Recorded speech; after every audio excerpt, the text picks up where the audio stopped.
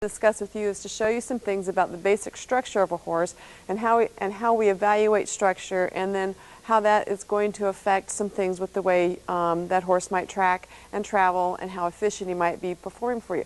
So I'll start talking a little bit about the horse's head.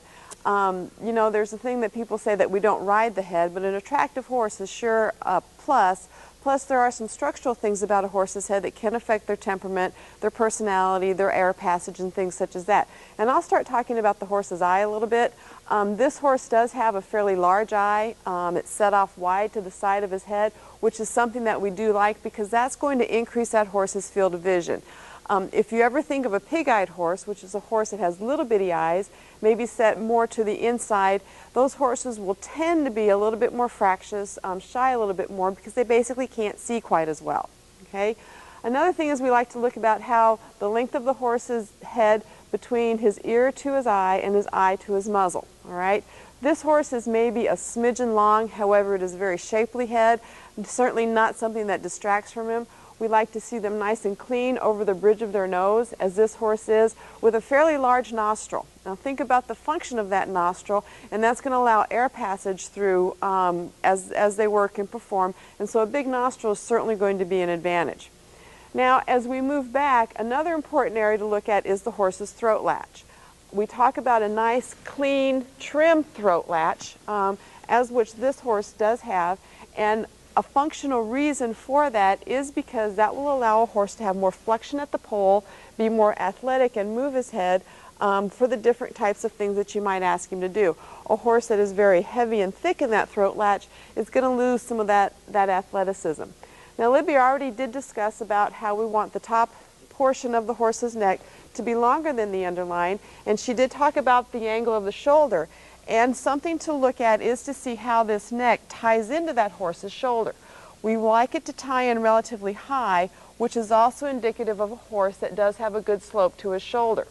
If this neck comes down in here between his front legs, and we do have some horses that we can show you that on, those are horses that if you go and do a better evaluation of their shoulder, will tend to have a more upright shoulder, and that will affect the way they stride and the way that they travel. All right?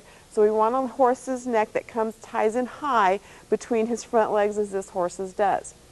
Okay, moving on back, I'll talk a little bit about the structure of that horse's withers and how all of these come in and tie together. Very similar to what Libby brought out, with that slope of that shoulder and the neck that comes in and ties in high to these withers that set relatively far back.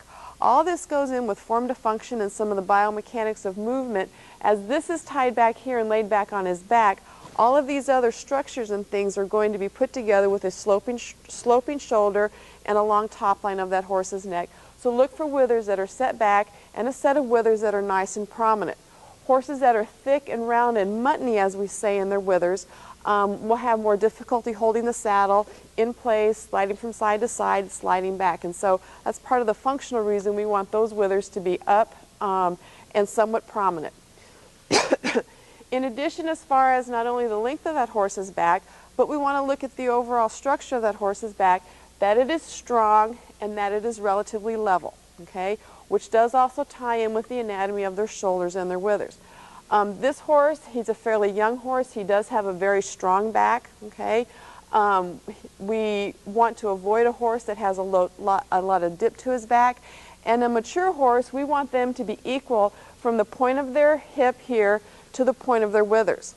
Now you have to evaluate this somewhat and realize that as a young horse, as a horse grows, if you're looking at a yearling, a 2-year-old, maybe even a 3-year-old, they might be a little taller at their hip than their withers, because a horse will kind of teeter-totter as they grow. At times they'll be higher at their hip and then their front end will grow up.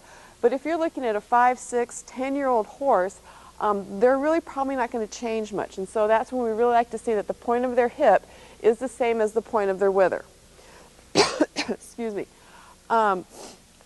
Again, Libby talked about the shape of their hip, and I'll come back to the front and talk a little bit about the structure of that horse's front leg when we look at it from the side.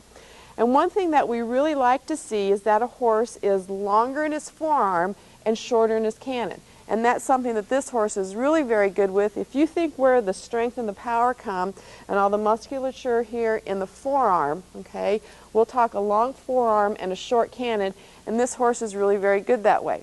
In addition, we like the slope of that horse's shoulder to match the slope of his pastern down here, as this horse is quite good in that. As we move to the horse's hind legs, some other things to look at their basic structure is how that hind leg sets on the horse.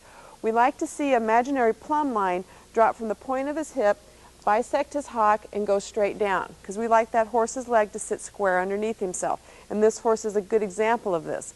We like to see, as we talk about the turn of their croup and have a nice slope to their croup, we don't want it overly flat, or as I sometimes say, a ski slope where it's extremely steep.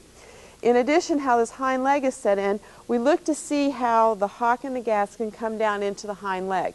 And we talk about basically how there should be something of an angle here. We do not want extremely straight up and down and extremely posty leg. Okay? The same concept with the front leg applies to the hind leg, as we would like the cannon bones to be relatively short. In addition, something else to notice about this horse is the type of bone structure that they have.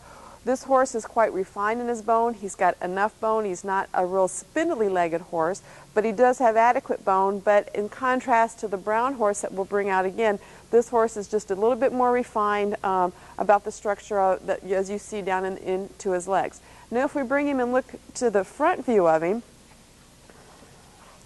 and look at his structure from the front, and here we're looking a lot of how this horse carries down, how straight his legs are down through his knees. You have to use that and evaluate the horse, because we have to remember that there's no perfect horse, and there can be some conformational faults that you can live with, and for whatever job that horse is going to do, he still can perform adequately. But we always like a horse as close to perfect as what we can find, and what we're looking for is that if you bisected, that it comes down straight, but through his forearm, through his knee, and on down through his toes. And as you can see, this horse is very, very straight, and we'll track him for you here in a moment, and I think you'll see that he does track out very, very true and very straight. Something that you have to realize and understand is, as a horse stands here, the best way to truly evaluate how straight that they can track is if you simply walk them to you and walk them back and forth, because then you get a better evaluation of how they do track and how the footfall or the flight of those feet. Okay, so let's do a quick rear view assessment of his structure, and then we will walk this horse to and from you so you can get a better idea of how he actually does track. Okay, from behind, all right, we do want this horse to look and be straight as we come down through his hip, through his hock, down his hind leg, and in through his foot. We want to avoid a cow-hocked horse where the hocks come in and the foot are splayed out. A horse we also want to avoid is one that's extremely bow-legged where the hocks go out and the lower leg comes in. Now, Libby, let's go ahead and track him and walk him out and just look and see how this horse tracks to and from you, and look not only at the hind legs but the front legs. And you'll see that this horse does a nice job. He rolls his hocks in, he steps down square on his feet, and he does track out relatively straight. As we bring him back, again, look both in the front and the hind, and again, there's no perfect horse, but he's not 100% completely straight, but he does track out very true and very adequate for the kinds of things that we want the horse to do. Also, something else is on a young horse like this that's been ridden a fair amount, look down and see through his joints. A nice thing with this horse also is that he is very clean in his joints. When you look through his knees and down through his ankles in here, they're very clean. They fit the overall structure of him, and so he does have a very good overall appearance of a horse